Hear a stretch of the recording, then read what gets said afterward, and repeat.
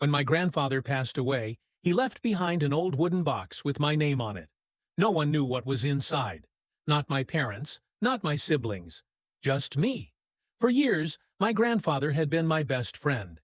He was full of stories, wisdom, and this quiet sadness he never talked about.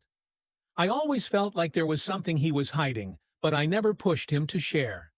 Now, standing in the attic of his house, holding a dusty box with my name on it, I realized I was about to find out.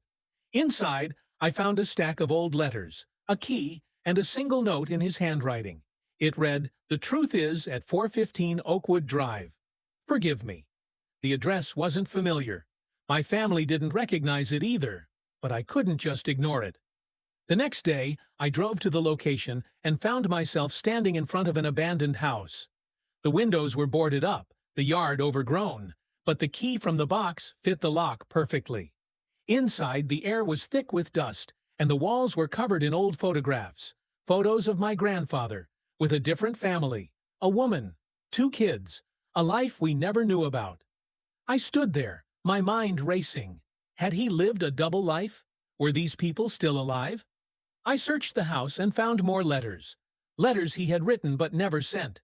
Apologies, regrets, a confession of how he had walked away from this family decades ago and started over with us. My grandfather, the man I admired more than anyone, had abandoned an entire family before creating ours. I didn't know what to do. Should I tell my dad that his father had once left behind another son? Another daughter?